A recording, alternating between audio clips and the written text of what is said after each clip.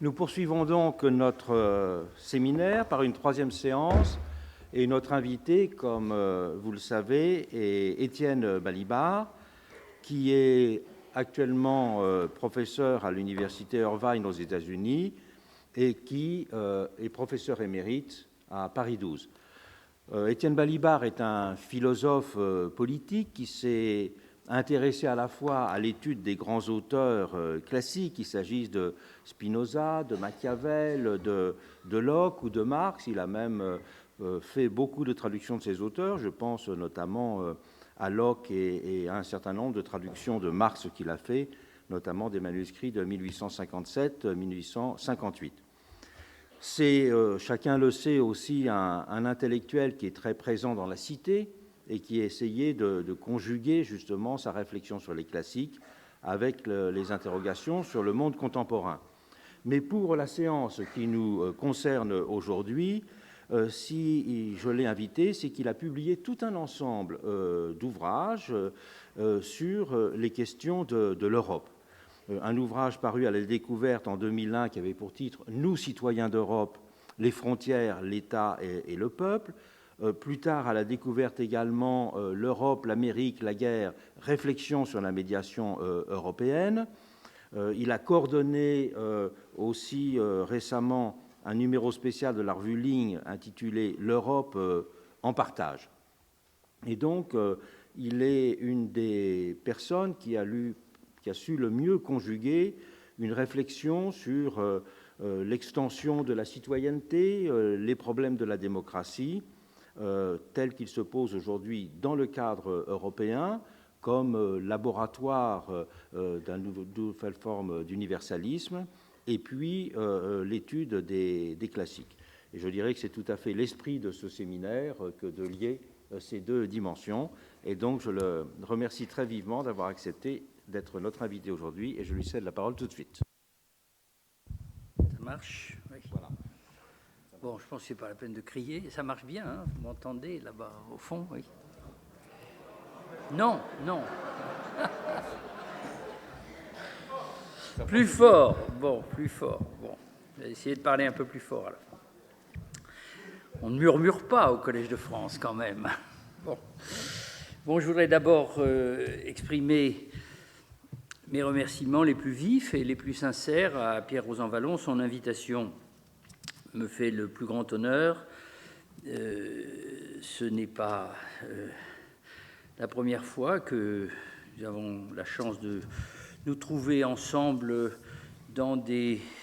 circonstances, disons, universitaires ou dans des lieux universitaires qui autorisent la discussion et qui permettent la mise en commun des hypothèses de travail. Mais en fait, ces occasions de rencontres directes ont été quand même relativement rares dans le passé, bien que je me sois constamment nourri de son œuvre et de ses travaux. Je suis donc particulièrement heureux, et cela va sans dire, très honoré de me trouver ici ce matin. Bon, alors quand la question m'a été posée de savoir sous quel titre je souhaitais m'adresser à vous dans le cadre de ce séminaire, j'ai donné provisoirement le titre que vous avez vu, « La crise du fédéralisme européen, démocratie ou légitimité ». Et ce titre demeure en effet l'horizon des propositions que je vais formuler ici en vue de la discussion. Plus précisément, bien sûr, je voudrais essayer de contribuer à l'examen général du problème qui fait l'objet de ce séminaire et qui est désigné, si je me souviens bien, que je retrouve mes petits papiers, comme problème de la démocratie cosmopolitique. Mais pour les raisons qui viennent d'être évoquées, et qui d'ailleurs nous sont largement communes, je voudrais essayer de le faire autant que possible en situation, pas du point de vue de l'examen intemporel et donc inévitablement spéculatif, si important et si passionnant soit-il, des questions qui peuvent, pas moi ça j'espère, peuvent surgir. Non, si les autres c'est pas trop grave, mais si c'est des questions qui peuvent surgir au point de recoupement de ces deux grandes catégories de la philosophie politique que sont le cosmopolitisme et la démocratie. Mais je voudrais essayer de le faire dans des conditions de lieu et de temps aussi déterminées que possible. Alors évidemment, ici, la difficulté qui surgit tout de suite, nous en sommes bien conscients, c'est le fait que ces conditions ne cessent d'évoluer. La possibilité même d'assigner un sens précis à une expression comme fédéralisme européen, évidemment, en dépend. Elle dépend du moment où nous en parlons, des perspectives rétrospectives et prospectives que ce moment semble autoriser, et elle dépend aussi du lieu, bien sûr, où nous nous situons. Mon sentiment est que non seulement ces conditions évoluent très vite en ce moment, mais je fais tout de suite état d'une sorte de pessimisme de l'intelligence sous le signe duquel toute cette contribution va se situer, de façon à ménager un peu de place quand même, si possible, à l'optimisme de la volonté. Je pense que ces conditions évoluent en ce moment dans le sens d'une contradiction apparemment de plus en plus insoluble. Alors plus spécifiquement, cette expression « crise du fédéralisme européen » dont je me suis servi, on peut l'entendre, je crois, selon deux versions. La version faible, au sens logique du terme, ou quasi logique du terme, c'est-à-dire celle qui semble requérir le minimum d'hypothèses et a fortiori de spéculations, c'est celle qui consisterait à dire que le projet fédéral, dont beaucoup de bons esprits, pas tous évidemment, mais d'historiens, de juristes, de politologues, d'acteurs, surtout peut-être de la construction européenne, s'accordent à suggérer, et même s'accordaient dans la dernière période à suggérer de façon de plus en plus insistante qu'il avait presque continuellement progressé au cours des 60 dernières années, tantôt de façon ouverte, traduite en particulier dans des textes ayant force de loi ou valeur quasi constitutionnelle, tantôt de façon latente, ou même éventuellement dissimulée, par une sorte de ruse de l'histoire qu'on s'accorde à faire remonter. Alors évidemment, ici, les choses sont étranges parce que la ruse de l'histoire a-t-elle pu être elle-même, en quelque sorte, consciemment ou délibérément mise en branle? C'est une question de philosophie qui mériterait qu'on s'y arrête, mais enfin, on suggère souvent que c'est la fameuse méthode Monnet de construction des institutions fédérales de l'Europe par le détour, en somme, des intérêts économiques communs aux différents pays qui constituent aujourd'hui l'Union européenne. Bon. Tantôt, on suggère que, et c'est là une acception plus profonde évidemment de l'idée de ruse de l'histoire qu'on a vu au cours de ces décennies se reproduire à plusieurs reprises, un scénario caractéristique dans lequel l'Europe, comme construction politique, et comme construction politique unitaire, quelles qu'en soient les modalités, supranationales ou post-nationales à un degré plus ou moins accentué, se trouve périodiquement au bord de l'effondrement, ou en tout cas du recul, de la récession, parce que les obstacles à surmonter sur tous les plans s'avèrent tout d'un coup beaucoup plus considérable qu'on ne l'avait imaginé, mais trouve précisément, ou trouverait précisément dans ces situations critiques, le ressort nécessaire, les capacités d'imagination, d'invention institutionnelle, de décisions politiques improbables qui permettent au contraire de transformer l'obstacle en instrument de progression, ce qui semble prouver ou ce qui semble suggérer qu'il y a là quelque chose comme une nécessité historique, au fond, due à toutes sortes de facteurs sur lesquels je ne reviens pas pour l'instant, et qui finirait toujours, en dernière analyse, par prévaloir. Bon. Alors, je reviens à ce que je suggérais, excusez-moi de cette longue parenthèse, la version faible de l'argument, ça serait que l'Europe se trouve placée aujourd'hui devant un obstacle assez considérable, ou devant une accumulation d'obstacles que, provisoirement au moins, elle n'arrive pas à franchir,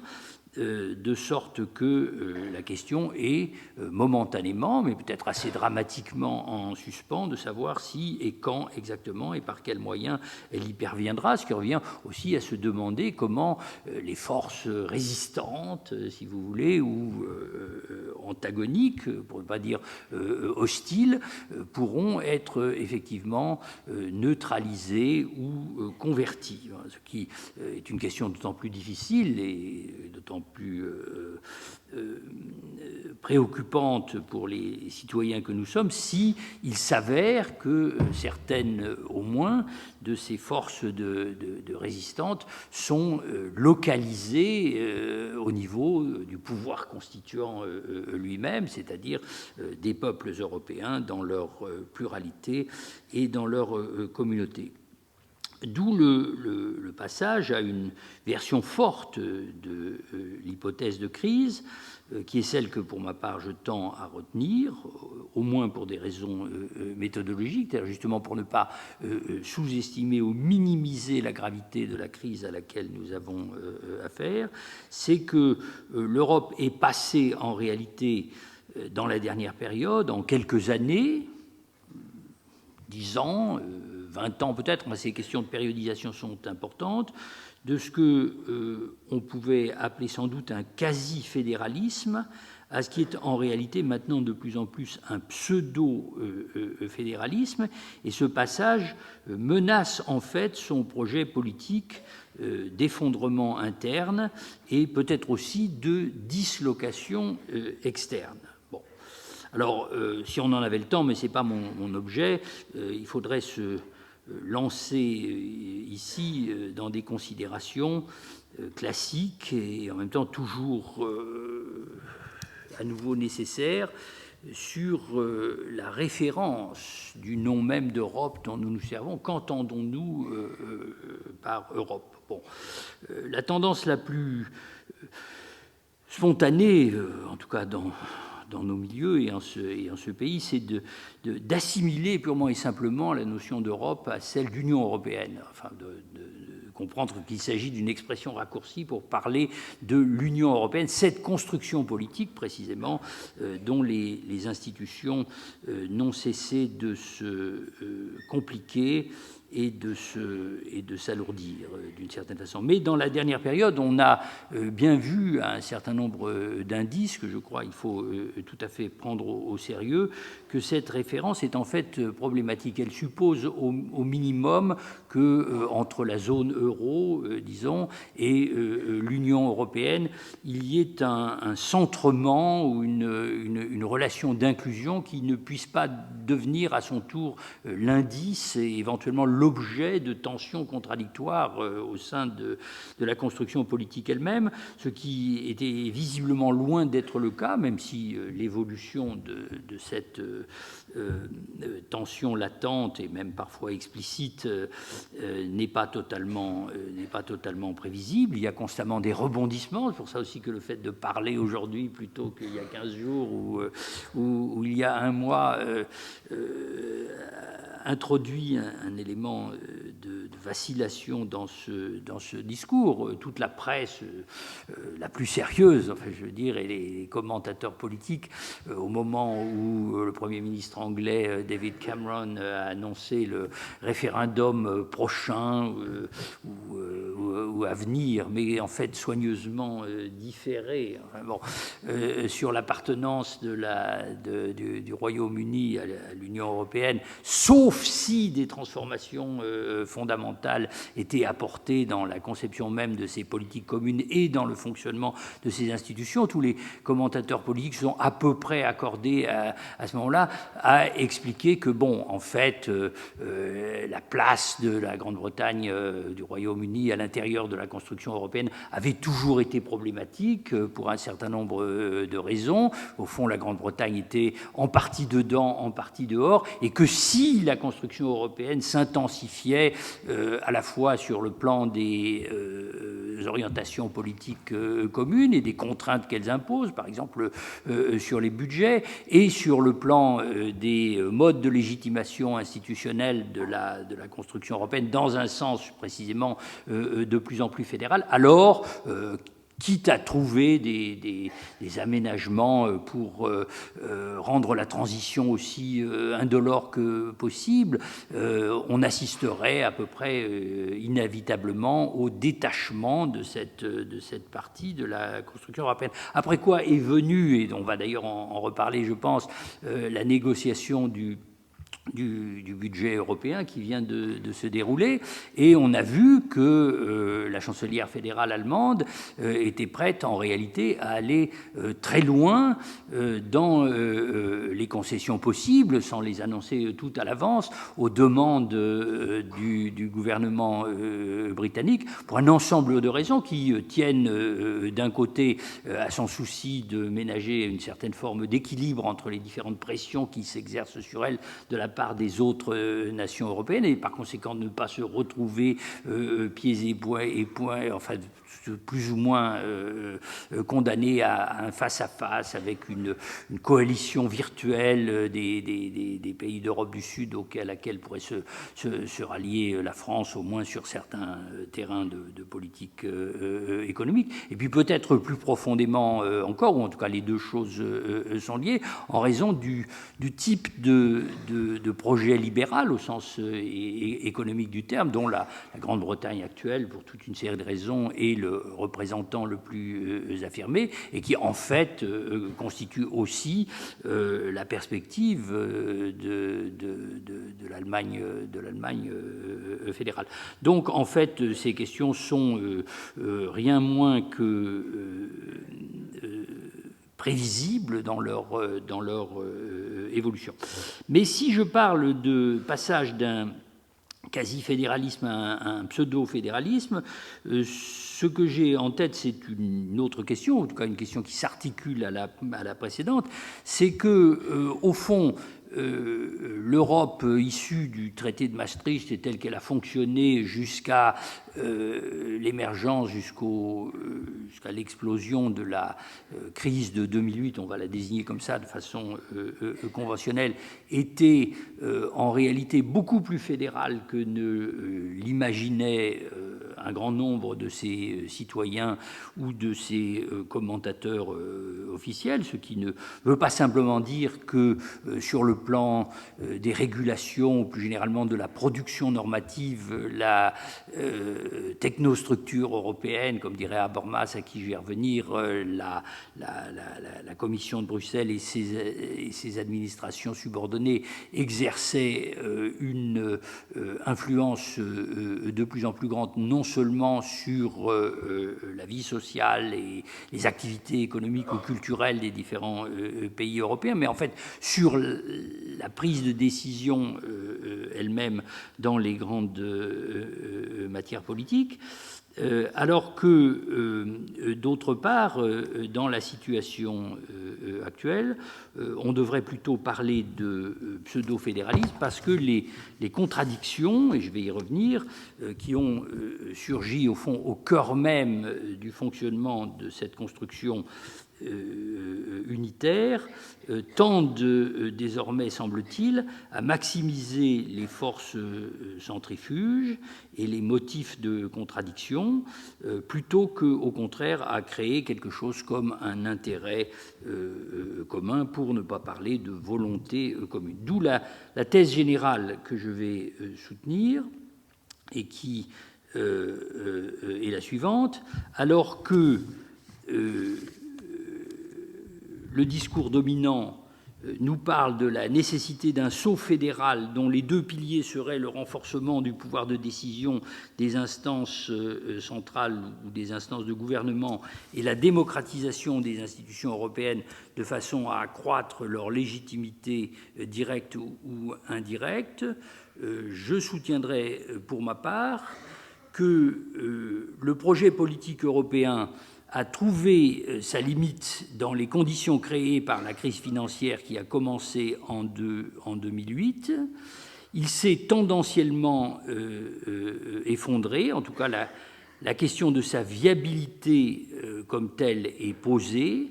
Les moyens de le sauver qui sont mis en œuvre, je n'en disconviens pas, s'avèrent tendanciellement contre-productif, et par conséquent la nécessité devant laquelle nous nous trouvons placés, si nous nous pensons et si nous essayons d'agir et d'intervenir nous-mêmes en tant que citoyens européens, n'est pas celle d'une accélération, mais c'est celle d'une refondation. Or, cette refondation est en effet indissociable d'une démocratisation, non pas simplement en tant qu'instrument de légitimation, mais en tant que condition politique fondamentale, et je dirais même condition de la politique ou de l'existence et de l'exercice de la politique en Europe face à un phénomène massif que les commentateurs décrivent diversement, soit comme dépolitisation, souvent placée sous le signe de l'importance croissante prise par la notion de gouvernance, soit plus profondément de dédémocratisation, une expression que je n'ai évidemment pas inventée et qui est employée aujourd'hui par un certain nombre de politologues, non seulement en Europe mais hors d'Europe, de tendance, si vous voulez, démocratique radicale. Je pense par exemple à Wendy Brown. Enfin, troisièmement, une telle démocratisation et refondation, c'est le pessimisme dont je faisais état tout à l'heure, et il faut aussi que je m'explique sur ce point, est hautement improbable en raison, bien sûr, d'un certain nombre de facteurs externes, économiques, mais aussi culturels, qu'on propose souvent, et j'en suis tout à fait d'accord, de rattacher à certains des effets de la mondialisation sur la construction européenne elle-même, mais surtout peut-être en raison de facteurs internes qui tiennent, et il va falloir s'en expliquer un peu mieux, à l'acuité des conflits d'intérêts, au déséquilibre croissant des rapports de force sociale, à la puissance grandissante des sentiments anti-européens au niveau, je dirais, que j'appelais tout à l'heure constituant, disons, populaire, et sans doute aussi, il ne faut pas le négliger, à la contradiction, ou en tout cas à l'absence de convergence spontanée entre les logiques de décision et les logiques du débat public, et donc aussi en ce sens de la légitimation, comme on vient de le voir de façon éclatante dans les vicissitudes de la question du soutien à la monnaie européenne au cours de la crise qu'elle vient de traverser et qui n'est peut-être pas d'ailleurs son dernier épisode. Tout ceci n'empêche pas, et je m'en expliquerai chemin faisant, que la construction européenne, ou une construction européenne me paraît nécessaire. Elle me paraît nécessaire non seulement pour des raisons idéal, si vous voulez, en raison de la beauté ou de la justice qu'incarnerait l'idée d'une d'une fédération européenne ou d'un projet fédéral européen, comparé en particulier à certaines des formes qu'avaient pris les conflits et la violence en fait extrême des relations entre les peuples européens dans la période précédente, ce qu'il ne faut évidemment jamais oublier, mais surtout, c'est le point de vue auquel je me placerai pour ma part, parce que les peuples européens, ou la majorité des populations qui les constituent, soumis aujourd'hui, dans le cadre de cette fameuse mondialisation, à un processus de dépossession d'une extrême violence qui porte à la fois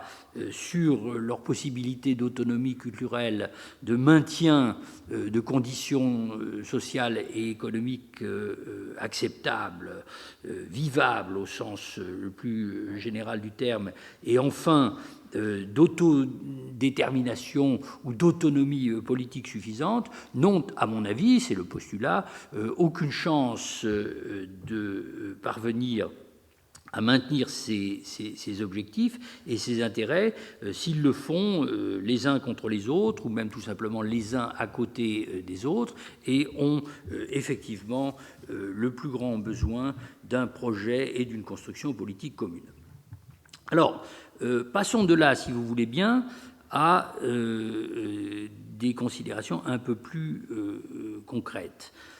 Le premier point sur lequel j'essaierai de ne pas m'appesantir trop longtemps, parce qu'à lui tout seul, il appellerait un très long exposé,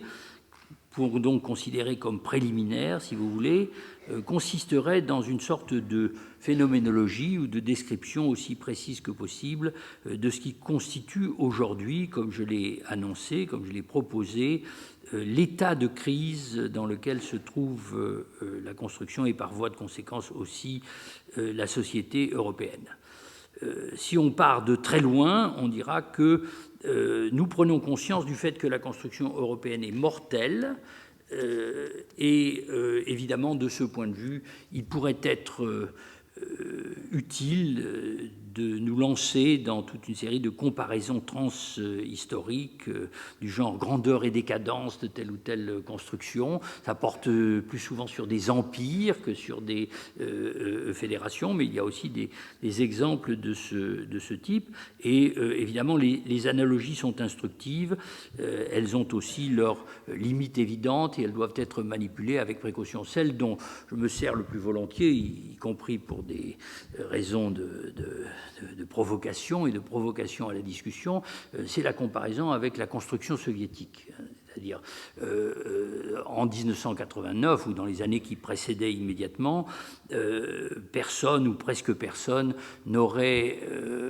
accordé crédit à l'idée que cette construction politique, quoi qu'on pensât de son contenu et de sa valeur, était d'une telle fragilité qu'il suffirait au fond d'une crise à la fois interne et externe un peu plus violente que les précédentes pour la jeter à bas et la faire s'effondrer. Or, c'est ce qui s'est passé. Et c'est au fond ce que nous disent ici, aujourd'hui, à nouveau, à propos de l'Europe, certains des prophètes de mauvais augure dont vous voyez que je fais moi-même, d'une certaine façon, partie. Je suis conscient, bien entendu, des limites de cette comparaison. Je vois néanmoins un élément au moins formelle, qui fait que la comparaison n'est pas totalement dénuée d'intérêt, outre le fait qu'elles se placent toutes les deux dans la continuité de l'histoire européenne et qu'elles héritent l'une et l'autre en un sens de certains des drames politiques de son histoire passée, c'est le fait que ces deux constructions antithétiques, évidemment, dont l'une, l'Union européenne, ou ce qui l'a précédé, a essayé à beaucoup d'égards de représenter l'antithèse parfaite de ce qui grevait de l'autre côté de la frontière de la guerre froide et du mur qui coupait l'Europe en deux, ont néanmoins ceci en commun, qu'elles ont tendu, soit au début, soit à la fin, à ériger un dogme économique en principe d'organisation politique de plus en plus envahissant, sinon total. D'un côté, on a cru pouvoir mettre le chômage hors la loi, de l'autre, on croit pouvoir mettre le déficit budgétaire hors la loi. Ça situe peut-être pas exactement sur le même plan, mais ça suggère néanmoins des analogies. Et cependant, je suis conscient du fait que sur ce terrain glissant, tous les dérapages sont possibles et tous les chantages aussi. On voit, je crois, tous les jours à propos de cette possibilité d'effondrement. Bon, alors pour mémoire, disons que évidemment, je le rappelais à l'instant, l'Europe est une géographie, ou la construction politique européenne actuelle est une géographie complexe, et je le rappelais également, cette géographie n'est pas simplement une question de frontières ou de lignes de démarcation entre des zones d'intégration plus ou moins intenses, mais c'est aussi virtuellement le lieu où peuvent subsister et, le cas échéant, se cristalliser des projets différents qui demeurent incompatibles entre eux. Et on le verra à nouveau dans un instant quand on sera amené à évoquer la question de savoir comment ont en quelque sorte renversé leur position l'une par rapport à l'autre, les éléments de concurrence et les éléments de solidarité, si vous voulez, entre les nations qui constituent aujourd'hui l'Europe. Le point fondamental, je crois, et c'est celui sur lequel je souhaite insister, c'est que la crise du fédéralisme, si crise du fédéralisme il y a, ne peut pas être purement et simplement pensée comme l'effet d'une résistance des nations. D'une résistance de nations supposées elles-mêmes immuables ou en quelque sorte, tellement leur histoire, l'histoire de leur constitution nous emmène loin, des unités naturelles, des unités par rapport auxquelles la construction post-nationale ou la construction fédérale, le dépassement de la souveraineté nationale, la mutation des identités culturelles qu'elle implique, aurait inévitablement quelque chose d'artificiel, ou en tout cas relèverait d'un volontarisme dont les résultats ne sont pas garantis. C'est pas que je veuille nier que cet élément de volontarisme ou de construction soit là, bien au contraire. Mais ce que je veux dire, c'est que dans cette crise, le national est lui-même en difficulté autant que le post-national. Et c'est une des dimension de ce que je voudrais essayer de développer ce matin. De sorte que on ne peut pas se représenter les choses sur le modèle du jeu de construction, comme si vous voulez, lorsque la construction fédérale ou post-nationale en Europe butait sur des obstacles ou se trouvait ralentie ou même inversée, plus ou moins provisoirement, on devait se retrouver avec les pièces du jeu de construction dans leur état antérieur, donc les nations européennes, chacune avec son histoire, mais aussi leur profonde similitude, quitte à reposer ultérieurement la question de savoir comment elles peuvent, le cas échéant, converger, se rejoindre et former des projets communs. Et ceci ne tient pas simplement au fait que la construction européenne a été déjà suffisamment loin pour que dans toute une série d'aspects de leur vie sociale, de leur vie culturelle et même du fonctionnement de leur système politique, les nations aient déjà été profondément transformées. Mais ça tient au fait que cette évolution fait partie d'une conjoncture historique plus générale dans laquelle les nations traditionnelles, quelle que soit la façon dont elles se représentent leur souveraineté, sont obligées effectivement d'entrer dans une phase d'interdépendance beaucoup plus accentuée et fondamentale, soit à l'échelle mondiale, mais surtout peut-être à l'échelle régionale, de sorte que le choix n'est pas entre supranationalité et souveraineté nationale, mais il est entre différentes formes de transformation ou différentes modalités de transformation du régime ancien. Enfin, ceci implique évidemment que la crise du projet politique et des sociétés elles-mêmes a à la fois une dimension locale et une dimension mondiale, mais à nouveau sur ce plan, les choses sont difficiles à évaluer avec simplicité, parce que si on adopte une perspective cavalière sur la crise mondiale actuelle, commencée en tant que crise financière et progressivement élargie à d'autres dimensions de la gouvernance et de l'économie mondiale, on peut penser, on peut essayer de l'interpréter comme une transition vers un autre régime de puissance, qui sera plus centré sur les mêmes régions du monde, vers d'autres modes d'accumulation, et à l'échelle de la population mondiale, dont l'Europe ne représente qu'une toute petite partie, d'autres modes de socialisation des populations, tandis que la crise européenne, elle, s'annonce, pour l'instant au moins, sous des formes beaucoup moins ouvertes, beaucoup plus négatives, comme essentiellement l'échec, peut-être provisoire, d'une tentative pour donner sens à la nouvelle situation provinciale, comme dirait Dipesh Chakrabarty, que l'Europe occupe dans le monde d'aujourd'hui, et aussi, bien entendu, pour préserver un certain acquis institutionnel dont fait partie la démocratie et sociale dont fait partie une certaine forme de modèle de solidarité ou de redistribution, même relative, des produits de la croissance économique entre les différentes classes sociales. Bon. Alors, de ce point de vue, je pense qu'on pourrait relever, schématiser les choses, 4 dimensions essentielles qui sont interactives. 4 dimensions essentielles de la crise. Le premier, c'est l'ingouvernabilité croissante des systèmes politiques européens représentatifs, qui se définissent eux-mêmes essentiellement comme représentatifs. Alors, comme je parle au lendemain des élections italiennes qui sont en train d'être largement commentées comme le symptôme précisément de cette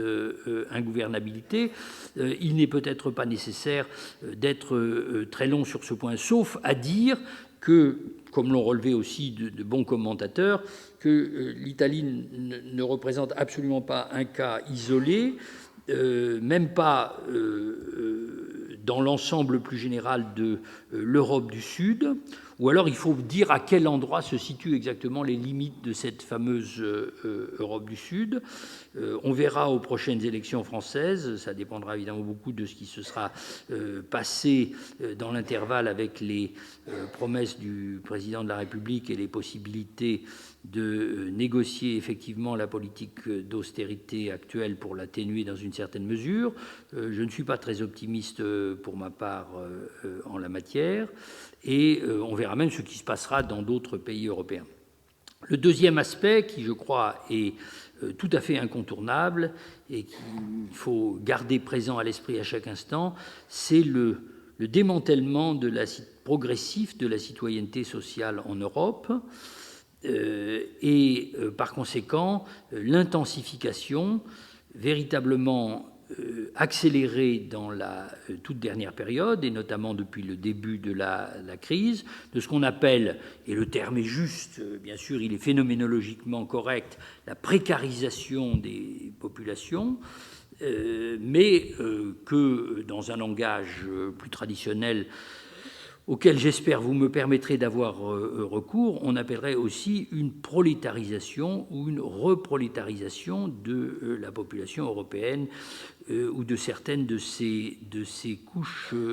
constitutives. Et évidemment, dans la mesure, je n'ai pas le temps de développer ce point longuement ici, où ce que je viens d'appeler, après d'autres, la citoyenneté sociale, devenue une composante fondamentale de la citoyenneté tout court, reposait sur la possibilité de réguler la lutte des classes et de faire régresser la prolétarisation au sens strict du terme, c'est-à-dire l'insécurité radicale de l'existence pour des parties fondamentales de la population, au moyen de toutes sortes de mécanismes, je le répète, de solidarité ou de redistribution partielle qui font partie de ce qu'on appelle classiquement de plus en plus aujourd'hui le contrat social, alors évidemment cette précarisation ou cette reprolétarisation massive comporte par elle-même des dangers politiques à propos desquels il ne faut pas faire de pathos inutile, mais qu'il serait quand même imprudent et peut-être plus que cela, politiquement criminel, de sous-estimer. Je pense évidemment tout particulièrement, il suffit de regarder les chiffres de chômage ventilés par pays, bien sûr, mais surtout par génération, au phénomène massif du chômage des jeunes, qui s'accompagne de ce que Robert Castel a appelé une désaffiliation généralisée. Et l'idée que ce taux qui augmente de façon apparemment irrésistible, même si on nous promet périodiquement que les politiques qui sont mises en œuvre en ce moment et qui en réalité l'accélèrent ou l'aggravent permettront finalement de le contrôler. L'idée que ce phénomène pourrait continuer de se développer sans que la société européenne dans son ensemble devienne non seulement ingouvernable, comme je le disais à l'instant, mais propice à des explosions extrêmement violentes, politique ou éventuellement impolitique et antipolitique, me semble une idée extraordinairement légère. Troisième élément, c'est le creusement des inégalités et la divergence des objectifs économico-politiques à l'intérieur de l'Europe. Alors, là encore, je ne prétends à aucune originalité. On lit de plus en plus chez les commentateurs et les politologues que ce qui menace aujourd'hui l'Europe, c'est un éclatement, au fond, retardé plus ou moins efficacement par tout un ensemble de méthodes. Ce sont les moyens contre-productifs auxquels je faisais allusion tout à l'heure, de contraintes, en particulier les contraintes budgétaires ou les contraintes liées au service de la dette souveraine, dont les modalités s'apparentent souvent à une sorte de chantage. Ce qui ne veut pas dire qu'il n'y a aucun phénomène réel derrière cela. Bon. Et puis d'autre part, des concessions idéologiques de différentes sortes, qui sont principalement des concessions idéologiques faites au nationalisme sous des formes diverses à l'intérieur des différents pays européens et qui par conséquent contiennent en tant que telles en elles-mêmes la capacité d'accentuer encore les divergences que momentanément elles essaient de tamponner. Et ce creusement des inégalités, je crois qu'on peut le voir à différents niveaux, qu'il est important de ne pas confondre purement et simplement les uns avec les autres. Il y a évidemment cette grande opposition régionale entre le nord et le sud de l'Europe, qui provisoirement au moins semble avoir mis entre parenthèses la question, comme si elle était purement et simplement résolue, de la disparité entre l'Est et l'Ouest, disons les pays qui se trouvaient de part et d'autre de la ligne de division entre les deux camps. Mais c'est surtout sur l'opposition régionale du Nord et du Sud qu'on insiste aujourd'hui, c'est-à-dire sur le surgissement de quelque chose comme un mezzogiorno européen, ce pourquoi aussi la comparaison avec le modèle italien est particulièrement importante, et qui comporte, ne l'oublions pas, beaucoup de nos amis grecs, portugais ou espagnols insistent sur ce point. Alors ici, les mots sont très dangereux, des aspects qu'on pourrait appeler quasi-coloniaux, qui donnent lieu au développement d'une sorte de colonisation interne. Et ça, évidemment, c'est très profondément contradictoire avec l'idée même d'un projet politique européen comme projet solidaire ou comme projet de convergence des opinions publiques et des intérêts des peuples européens. On pense à la façon dont, à la suite des politique d'ajustement imposée par la Troïka à la Grèce, toute une partie du domaine public se trouve privatisée, ou toute une partie des entreprises se trouve vendue dans des conditions contraignantes et acquise à la fois évidemment par des propriétaires extra-européens. Certains jouent un rôle très important ici, ça fait partie de la mondialisation, mais aussi bien entendu par des firmes européennes et qui ne sont pas seulement allemandes. Alors naturellement, il n'y a rien de scandaleux, même en un sens souhaitable d'une certaine façon, du point de vue d'une intégration progressive de l'Europe, à ce que des entreprises françaises, allemandes, chinoises ou américaines achètent les ports grecs ou les transports publics portugais. Et à partir du moment où ça prend place dans le cadre d'un processus, encore une fois, contraignant, qui a une dimension de paupérisation très évidente, et où ça constitue la contrepartie plus ou moins forcée d'une politique, d'une gestion qui est imposée de l'extérieur, alors les aspects quasi-coloniaux, et je ne crois pas qu'ils soient purement et simplement subjectifs, surgissent de façon très puissante au premier point. Un autre qui est peut-être au moins aussi significatif, par lequel, je ne sais pas si vous êtes de votre côté frappé, mais moi ça me frappe énormément, concerne la circulation de la force de travail, et en particulier la circulation de la force de travail qualifiée entre les différents pays européens dans la conjoncture actuelle. On voit tous les jours à la télévision ou on lit dans les journaux des reportages sur la façon dont les jeunes diplômés, en particulier grecs, italiens, espagnols, portugais, cherchent en ce moment et trouvent en fait dans un grand nombre de cas des emplois intéressants et dont ils ont le plus grand besoin, précisément en Allemagne, parce qu'il se trouve qu'au même moment, l'Allemagne est le seul des pays européens dont l'économie soit, sinon en croissance, en tout cas néanmoins à l'équilibre, et qui est caractérisé par ailleurs, pour un certain nombre de raisons, par un déséquilibre démographique relatif. Alors là encore, les choses sur le plan des principes, si on se situait dans un monde idéal, pourraient paraître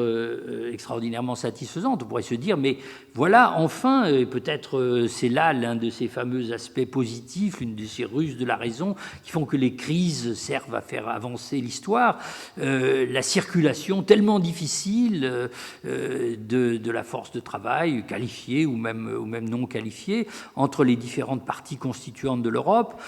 qui ne poserait pas de problème entre les États américains, mais qui chez nous est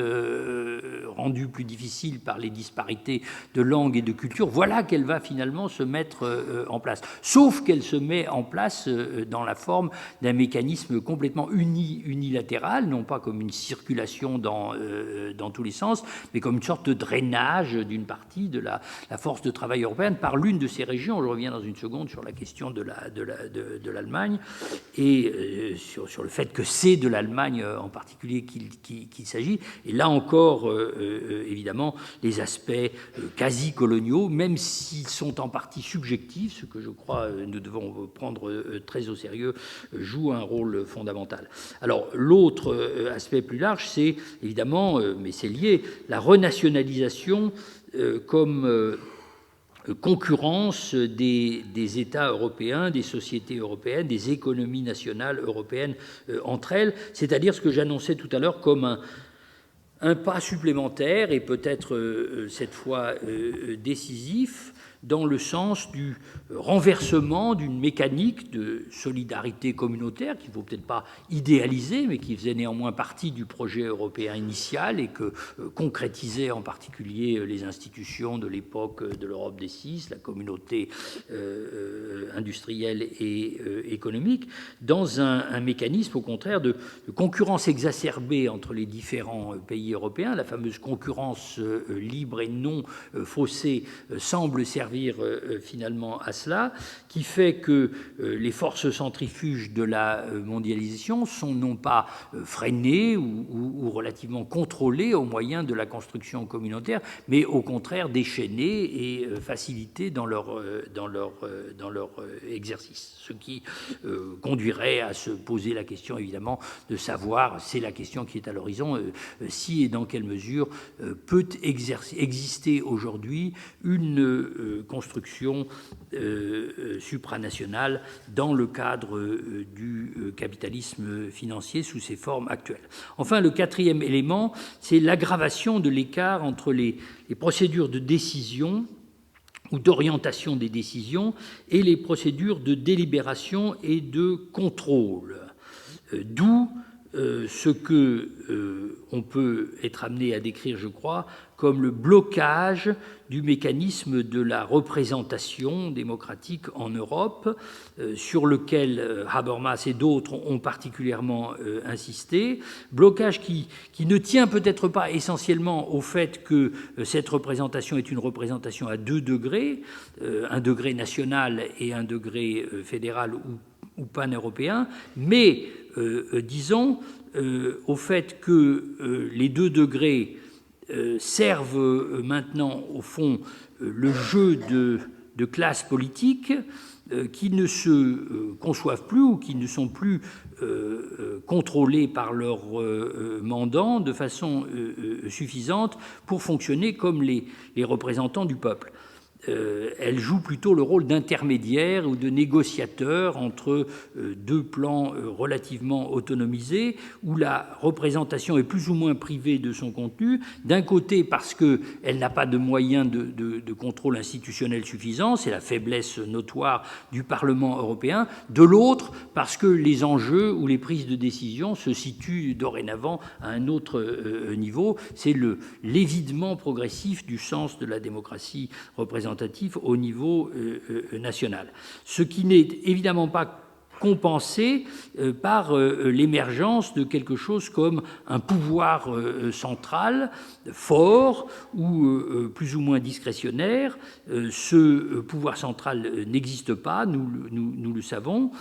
C'est un autre aspect de ce que j'appelais le quasi-fédéralisme. Il est éclaté entre plusieurs organes. Une commission qui a été progressivement ramenée à sa fonction essentiellement administrative ou productrice de normes, des puissances étatiques évidemment très inégales entre elles, et le nouveau souverain ou pseudo-souverain extraordinairement fragile néanmoins, nous le savons, que constitue la Banque centrale européenne. D'où une ultime remarque sur ce point à propos de la question de l'hégémonie allemande. Évidemment, on pourrait être tenté de dire que tous ces facteurs se cristallisent ou se réunissent dans le fait que tout d'un coup, l'Europe se réveille non pas comme une structure paritaire ou comme une structure égalitaire dans laquelle les nations contribuent de façon aussi équivalente que possible à la définition d'une politique commune, même si on sait bien que les différentiels de puissance ne disparaissent et d'intérêt ne disparaissent jamais purement et simplement, mais dans une structure au fond essentiellement pyramidale ou hiérarchique, avec une nation dominante de facto. La difficulté de gouverner l'Europe étant encore accentuée en un sens par le fait que cette structure n'est pas reconnue comme telle ou que l'hégémone allemand soit ne veut pas, soit ne peut pas exercer la totalité de ses fonctions. Alors, cette discussion peut paraître ici complètement surréaliste, mais si, encore je n'en suis pas totalement sûr, mais si vous traversez quelques frontières, vous allez vous apercevoir de son extraordinaire actualité, sous des formes qui, évidemment, sont contradictoires entre elles et dont certaines me paraissent extrêmement dangereuses, je dois le dire. Bon. Dans les pays de l'Europe du Sud, ou certains d'entre eux, pas de façon universelle et unanime, il y a des résistances très intéressantes sur ce point. En Grèce, par exemple, Je faisais allusion tout à l'heure aux aspects de néocolonisation de la situation actuelle. On a le sentiment, et on le répète volontiers, c'est aussi vrai, vous l'avez vu dans la dernière campagne électorale italienne, que le mal dont souffre l'Europe, en particulier dans la mesure où il passe par l'imposition d'une politique d'austérité qui ne correspond évidemment pas aux intérêts économiques de la grande majorité des peuples européens, c'est la mise en place d'une sorte de diktat allemand, d'où l'expression d'Europe allemande qui est employée de façon de plus en plus insistante, et que je trouve, je le répète, particulièrement dangereuse, non seulement parce qu'elle homogénéise un peuple, en l'occurrence l'Allemagne, et une politique déterminée qui est susceptible de révision, même si elle est soumise, si elle correspond à des intérêts très puissants, mais surtout parce que la conséquence qui s'ensuit, évidemment, est un tour de vis supplémentaire ou un développement supplémentaire du caractère nationaliste des résistances aux politiques néolibérales dans l'Europe d'aujourd'hui, dont je n'attends pour ma part rien de bon, même si je n'utilise pas volontiers et même pas du tout l'expression de populisme pour les désigner, parce que je crois que l'expression de populisme est celle dont se sert une certaine classe politique bien pensante pour récuser par avance toute manifestation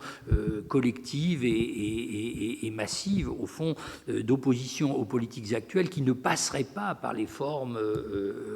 légitimes de la représentation et de la délégation. Et si vous allez en Allemagne, ou si vous transportez, disons,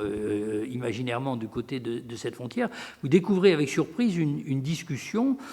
qui est en quelque sorte symétrique de la précédente, à laquelle participent des politologues qui ne sont pas tous allemands, mais certains le sont. Je pense par exemple à Christoph Schönberger, qui était venu en France il n'y a pas très longtemps à l'invitation d'Olivier Beau, avec qui il essaie de travailler à la mise en place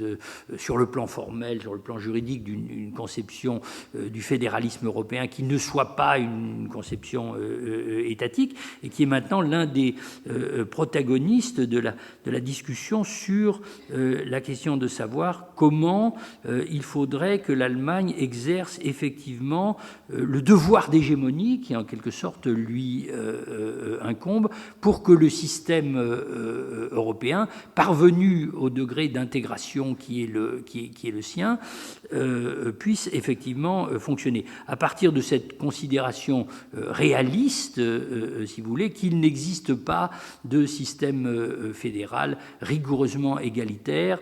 dans lequel, sur le plan de l'opinion au moins, il ne faille pas quelque chose comme un pouvoir d'entraînement ou un pouvoir de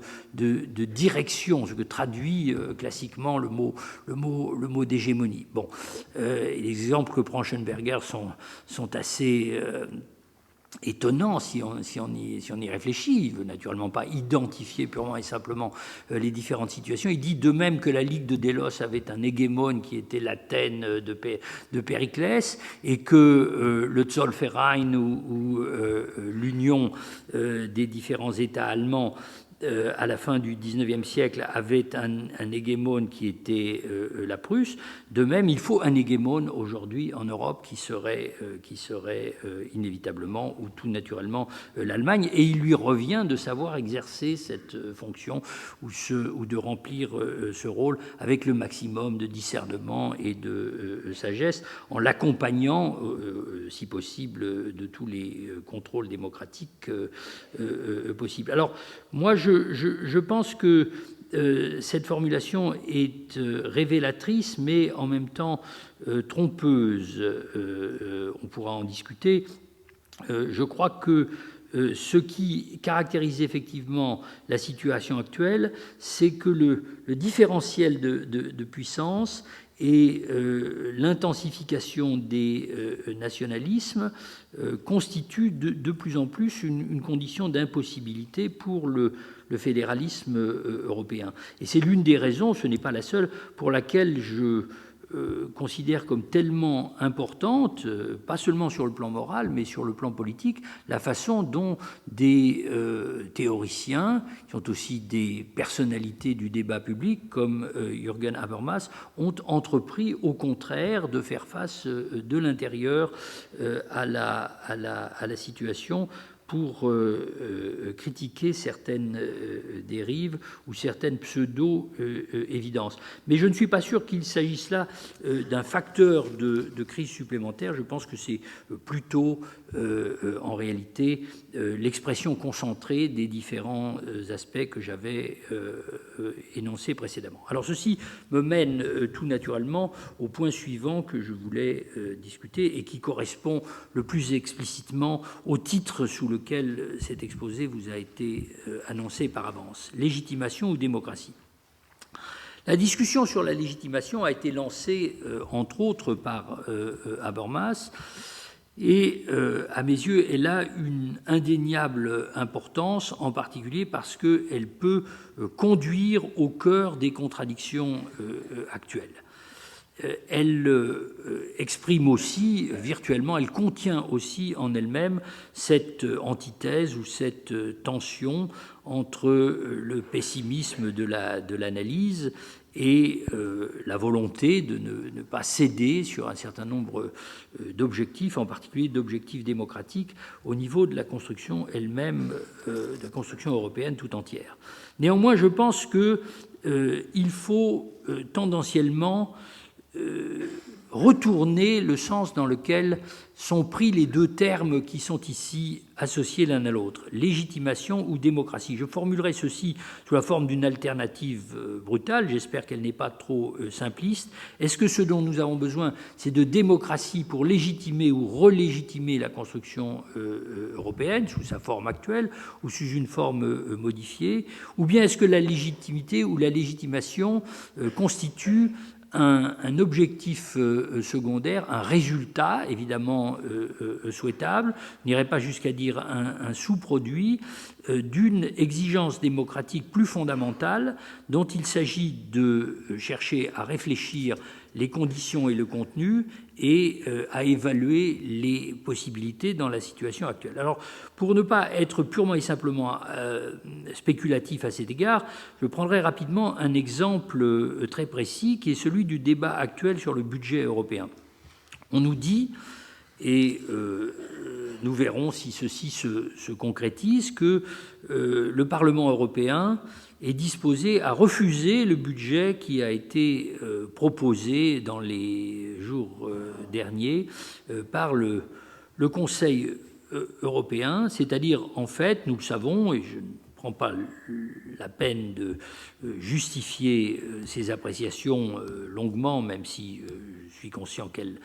ne vont pas absolument de soi, un budget qui entérine pour une longue durée la perspective de l'austérité ou de l'équilibre budgétaire comme impératif majeur auquel sont soumis les politiques européennes, et surtout un budget qui réduit considérablement,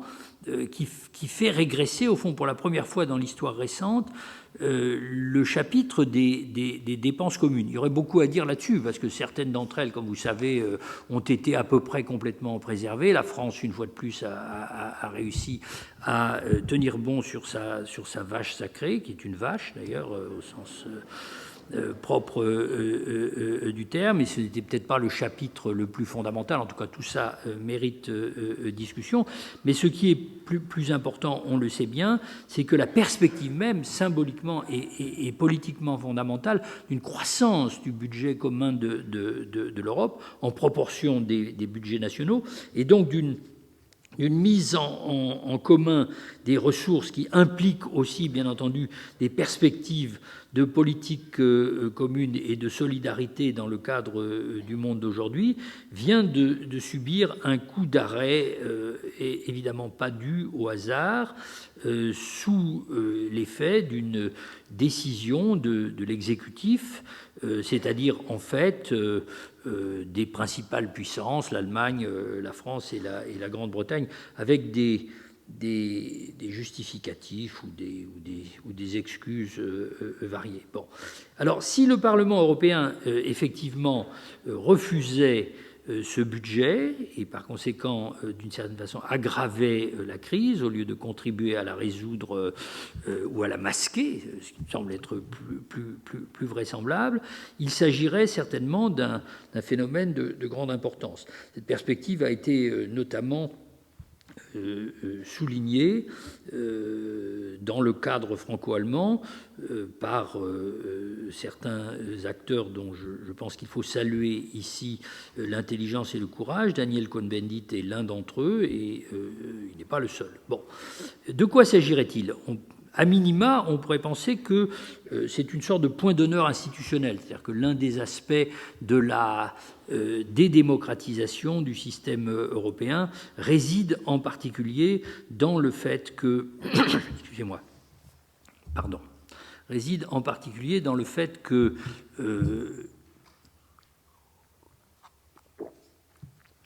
au niveau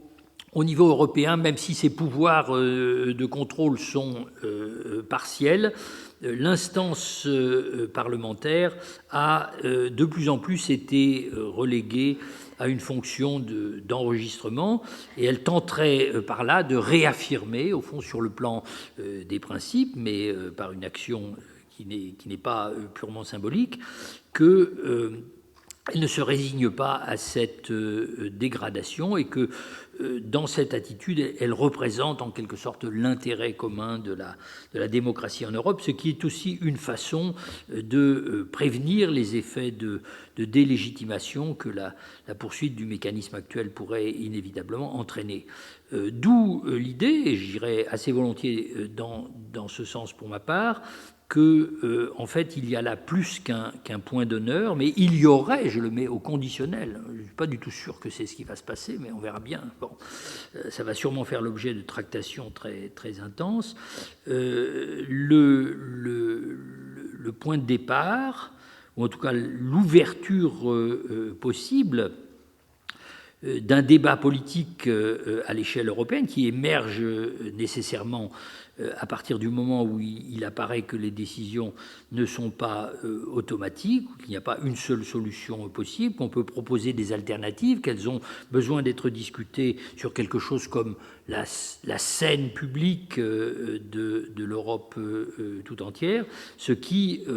poserait de nouveau ou reposerait la question de la légitimité sous une forme plus effective et plus radicale. D'autant plus que, chacun le sait, et je ne m'attarde pas sur ce point, les enjeux sont de proche en proche tout à fait considérables. Derrière la question du budget, il y a la question de l'impôt, c'est-à-dire la question de la concurrence fiscale entre les différentes régions européennes, la question des ressources fédérales, au fond, en tant que trait d'union entre une capacité de contribution des citoyens européens et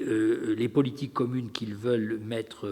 en œuvre. Donc, derrière le budget, il y a l'impôt, et derrière l'impôt, il y a les politiques monétaires, les politiques sociales, les politiques économiques de l'Europe, bref, les alternatives politiques et la résistance même à l'idée selon laquelle « there is no alternative » qui apparemment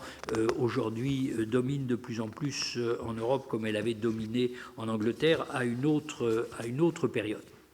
Alors, si on repart de cet exemple, on voit bien, je crois, ce qui constitue à la fois l'intérêt et la limite des propositions Habermas qui ont été répercutées non seulement dans son livre, mais dans une série d'interventions publiques, en particulier dans un article substantiel qui avait été publié par Le Monde il y a quelques mois et que je pense tout le monde a lu. Ces propositions sont des propositions de type constitutionnel, c'est-à-dire qu'elles tendent à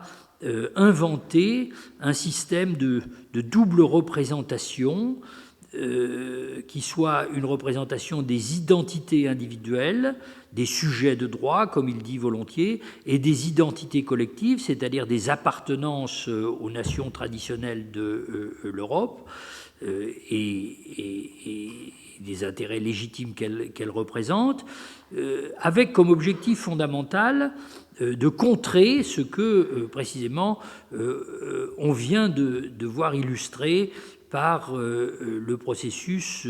d'adoption ou de proposition du projet de budget, et que Habermas appelle, alors je ne résiste pas à l'envie de citer l'expression allemande elle-même parce qu'elle est mais elle est facile à traduire, elle est très éloquente, le postdemokratischer Exekutivföderalismus, le fédéralisme post-démocratique de l'exécutif ou de la puissance de l'exécutif. Il ne dit pas dictature, hein, il ne dit pas dictature, mais enfin, bon, post-démocratique, exécutif, c'est bien dans ce sens qu'on va. Et c'est à cela qu'il faudrait résister en étendant les mécanismes de la représentation parlementaire au-delà de la nation, ce qui oblige aussi à les adapter, évidemment, parce qu'on ne peut pas, sauf idéalisme et en réalité contradiction complète, supposer que l'intérêt et la volonté des citoyens européens est de voir purement et simplement neutraliser les appartenances nationales dont ils relèvent, étendre les mécanismes donc de la représentation parlementaire au-delà de la nation en créant quelque chose que,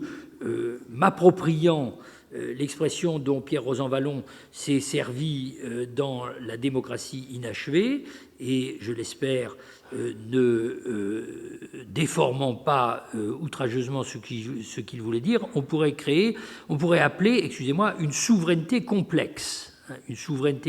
ou une expression complexe de la souveraineté populaire, contrôlée, évidemment, en dernière analyse, par des principes normatifs qui relèvent du droit constitutionnel. Ce qu'on peut reprocher, je crois, à cette proposition, quel qu'en soit, encore une fois, l'intérêt et la pertinence dans la conjoncture actuelle, c'est d'abord de reposer sur une vision purement formelle de la démocratie, et par là, j'entends non seulement l'idée que la démocratie consiste en formes institutionnelles, abstraction faite des forces historiques et notamment sociales, bon, mais qui peuvent être aussi des forces nationales, bien entendu, qui donnent vie et énergie ou substance à ces formes, ces forces mêmes précisément dont il a fallu faire longuement l'histoire et étudier les figures historiques successives pour comprendre comment le système représentatif s'est progressivement mis en place et sous quelle forme il s'est mis en place dans le cadre national, mais surtout l'idée, j'allais dire l'illusion, que ces forces pourraient au fond surgir ou se cristalliser a posteriori, c'est-à-dire du seul fait que la mise en place de certaines formes institutionnelles, décidées par qui, on ne le sait pas très bien, ou peut-être décrétées par l'exécutif lui-même en vertu de son intérêt à la légitimation, pourrait s'en suivre par une sorte de vertu morale. D'où, je crois, l'illusion qui est celle de Habermas de pouvoir résoudre une crise en revenant en quelque sorte fictivement au point de bifurcation à partir duquel elle a commencé à produire ses effets. Quelque chose comme le moment, quelle que soit la date qu'on lui assigne, où il aurait fallu que les institutions européennes actuelles se dotent avec les garanties suffisantes, des moyens de contrôle parlementaire à l'échelle fédérale qui auraient évité la dérive autoritaire ou exécutive ou post-politique à laquelle nous assistons aujourd'hui. Ce qui revient, je crois, à tenir compte d'une crise sans l'analyser comme telle, c'est-à-dire à croire qu'il n'y a pas d'irréversibilité historique, qu'on peut recommencer à partir d'un point de départ idéal. Et ceci, évidemment, c'est mon troisième point, implique, même si, je le répète, et je ne le dirai jamais suffisamment, Habermas a l'immense courage de critiquer le néo-nationalisme allemand dans certaines de ses formes actuelles, et d'autre part s'assigne évidemment comme adversaire fondamental la neutralisation du politique par les puissances économiques, ceci a néanmoins l'inconvénient de jeter une sorte de voile d'ignorance sur les rapports de force et les conflits d'intérêts auxquels je faisais allusion tout à l'heure. D'où la proposition hypothétiquement alternative, si vous voulez, que je formulerai pour ma part. Il faut tenir compte de l'accélération du processus général de dédémocratisation de la société européenne et des formes précises que la crise lui a imposées. Je laisse complètement de côté la question de savoir si ce problème est purement européen et la question de savoir si, d'autre part, la forme démocratique du politique, plus ou moins complètement réalisée, représente quelque chose de spécifiquement européen. Donc il faudrait évidemment se demander le rapport avec l'impérialisme, les luttes de classe, etc.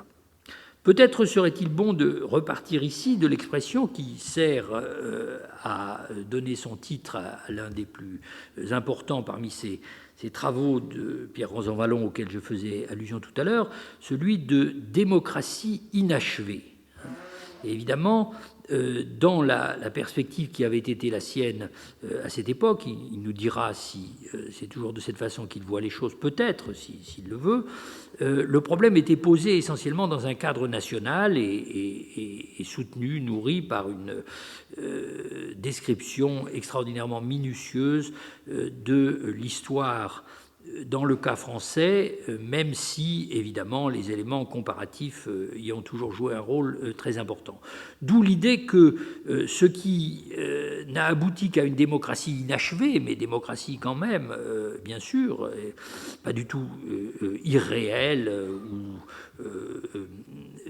ou fausse, dans le cadre national, pourrait tenter de se parachever dans un cadre post-national ou supranational. Alors là encore, c'est toujours le pessimisme dont je faisais état au début, je suis tenté de dire les choses ne peuvent pas être aussi simples parce que le phénomène auquel nous assistons fonctionne en sens inverse. L'extension du cadre politique a réagi de façon qualitative ou de façon intensive, si vous voulez, sur l'état de la démocratie dans les nations européennes elles-mêmes, provoquant quelque chose comme une décomposition, ou en tout cas une dégradation, vous avez trouvé que j'emploie des mots trop forts peut-être, une dégradation de la fonction et de l'usage des institutions démocratiques républicaines dans les pays qui constitue aujourd'hui l'Europe. Et à la fois, je répète ce que je disais tout à l'heure, par neutralisation plus ou moins accentuée des effets de l'élection et de la délégation de pouvoir, ou par la transformation du jeu politique en une sorte de cercle vicieux d'alternance fictive dans lequel, au début de chaque nouveau gouvernement ou de chaque nouvelle présidence, la rupture est affirmée bien haut pour que finalement, et ça s'est produit déjà tellement de fois qu'on ne peut plus considérer ceci comme étant simplement le fait du hasard, les politiques mises en œuvre soient très profondément semblables, voire même indiscernables, et ceci vaut même sur des questions de société, par exemple celles qui sont relatives au traitement de l'immigration, mais aussi d'autre part évidemment par évacuation progressive de l'autonomie des pouvoirs dont disposent les systèmes politiques nationaux. D'où ce que je suis tenté de formuler comme une sorte de loi de décomposition réciproque, si vous voulez, des procédures démocratiques au niveau national et au niveau européen. Je tiens beaucoup à soumettre cette idée, je ne dis pas à l'imposer, qui va contre l'espèce de principe de vase communicant souvent invoqué, en particulier dans les discussions autour du souverainisme. On a l'air de croire croire qu'il faut préserver une autonomie suffisante du cadre national, parce que c'est là qu'existe le contrôle populaire, c'est là que la souveraineté populaire, historiquement, s'est forgée et subsiste encore avec une vigueur suffisante pour que les citoyens aient effectivement les moyens de contrôler leurs gouvernants, alors que si on transpose les choses à l'échelle de l'Europe, d'un seul coup, cette capacité va se dissoudre. D'où cette métaphore du vase communicant. Pour qu'il y ait plus de démocratie en Europe, il faudrait qu'il y en ait moins à l'échelle de la nation, ou inversement, s'il y en a moins à l'échelle de l'Europe, on en gardera davantage à l'échelle de la nation. Je ne crois pas que ce soit ça que nous observons. Je crois que nous observons au contraire exactement le contraire. D'où la nécessité de revenir ou de dénoncer à nouveau une proposition dont je m'étais servi naguère en discutant avec Habermas, mais aussi avec d'autres, et que je proposerai à nouveau à la réflexion, non pas l'idée qu'il nous faut autant de démocratie au niveau fédéral qu'au niveau national, mais plutôt l'idée qu'il nous en faudrait davantage, dans un sens qualitatif, à évidemment essayer d'expliciter et de doter d'un contenu suffisant. Une autre façon de formuler cette hypothèse serait de dire, et là encore on se situe sur le plan de l'interaction entre les questions de légitimité et les questions de démocratie, que la construction post-nationale, contrairement à ce que certains ont pu croire, peut-être qui en avaient une vision trop technocratique, n'a de chance d'exister et surtout de faire face à des secousses aussi violentes que celle de la crise dans laquelle nous nous trouvons aujourd'hui, que si elle offre, je ne dis pas seulement promet, mais que si elle offre à tous les citoyens européens, non pas une sorte de conservation ou de préservation à minima de la démocratie partielle ou de la démocratie inachevée dont ils jouissent jusqu'à présent, mais quelque chose comme un véritable progrès démocratique. Plus de démocratie, ce qui veut dire plus de pouvoir, évidemment, plus de pouvoir, plus de contre-pouvoir, plus de possibilités de contrôle, et non pas moins. Et évidemment, dans le jeu actuel, qui est extrêmement pervers, on a le sentiment qu'on va exactement en direction inverse. C'est pourquoi, revenant une dernière fois, et je vais peut-être m'arrêter là pour laisser place à la discussion, à la question de la légitimité, je serais tenté de dire ce qu'il nous faut, c'est une définition pragmatique de la légitimité de la construction politique à l'échelle européenne. Et au fond, cette définition pragmatique, c'est celle que proposait essentiellement Max Weber quand il définissait la légitimité d'un régime politique, vous vous en souvenez, comme la probabilité pour que ces décisions soient effectivement obéies, c'est-à-dire pour que ces décisions soient effectivement suivies des faits. Évidemment, quand on dit probabilité, dit Chance en allemand, on suggère qu'il ne s'agit pas d'une situation de tout ou rien, mais qu'il faut néanmoins que le fléau de la balance penche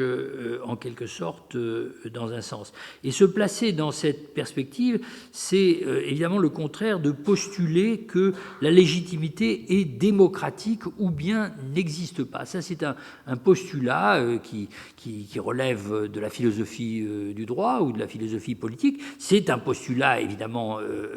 fondamentalement démocratique, mais c'est aussi d'une certaine façon une illusion moralisante sur la réalité du politique. Rien ne dit a priori, évidemment, qu'une politique,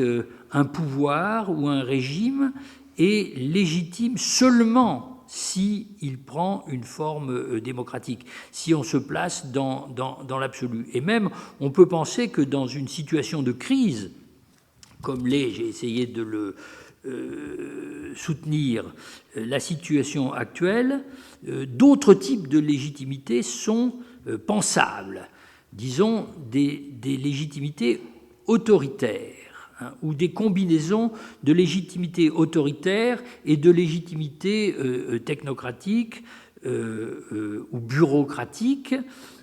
fondée en particulier sur la représentation des exigences et des impératifs de la rationalité économique. C'est ce que l'Europe, sans revenir sur la question de savoir quel sujet est ainsi désigné, l'Europe, comme mécanisme impersonnel d'une certaine façon, a essayé de réaliser dans la période qui vient de s'écouler, dans les 2 ou 3 dernières années, en particulier à partir du début de la crise grecque, à travers le jeu plus ou moins concerté, progressivement ajusté, de pouvoirs hétérogènes entre eux,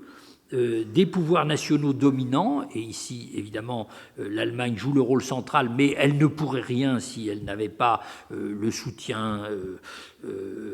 enthousiaste ou résigné d'un certain nombre d'autres nations européennes, et d'autre part, surtout peut-être, des institutions monétaire, elle-même essentiellement articulée au fonctionnement du système financier international, comme le sont la Banque centrale européenne et le Fonds monétaire international. Il est très intéressant, évidemment, que dans la mise en place de cette structure que j'appelle autoritaire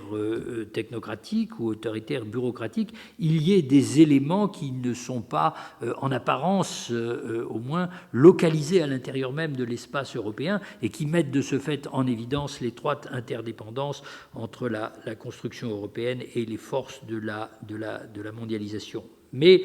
la question est de savoir si cette légitimité ou ce projet de légitimation mis en œuvre pour sortir de la crise de l'euro, c'est-à-dire, là encore, pardonnez le raccourci que je ne demande pas de considérer comme allant de soi, donner au marché des gages concernant les réformes de structure ou l'évolution finalement des politiques sociales européennes en échange d'une pause sur la spéculation. La question est de savoir si cette tentative ou si ce projet peut réussir. Bon. Alors il ne peut réussir probablement que en allant à l'extrême, c'est-à-dire en se transformant en une sorte de véritable révolution par en haut de la construction européenne. L'expression de révolution par en haut est une expression dont, semble-t-il, Bismarck avait été l'inventeur, Revolution von oben, et qui a été ensuite reprise, c'est très intéressant, par Engels dans des textes sur l'histoire allemande du XIXe siècle. Bon. Je soumets l'hypothèse que ce n'est pas le cas. Que cette tentative est en train d'échouer et que nous allons en payer évidemment le prix. Bon, c'est elle qui engendre le spectre du populisme auquel je faisais allusion tout à l'heure. Mais derrière cette question du populisme ou de la résistance populiste à la mise en place d'une légitimité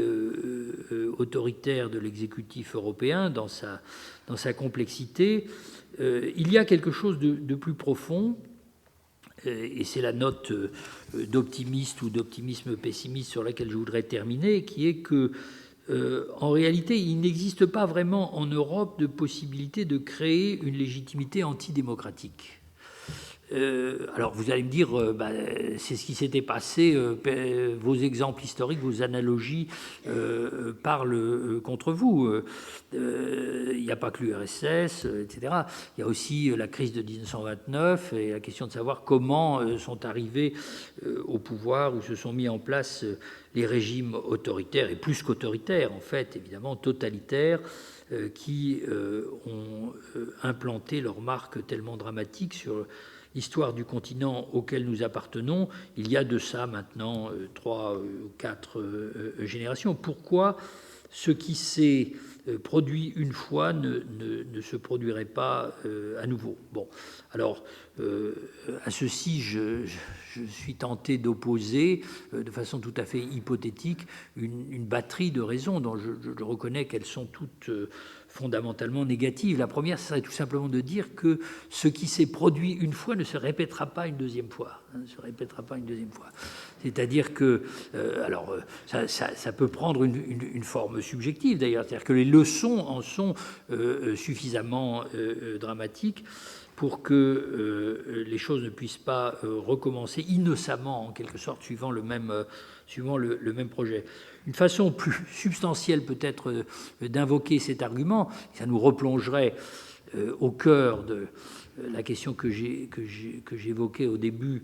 qui est la question de savoir si la crise, la dissolution tendancielle de la construction européenne actuelle nous remet purement et simplement en présence des matériaux constitutifs de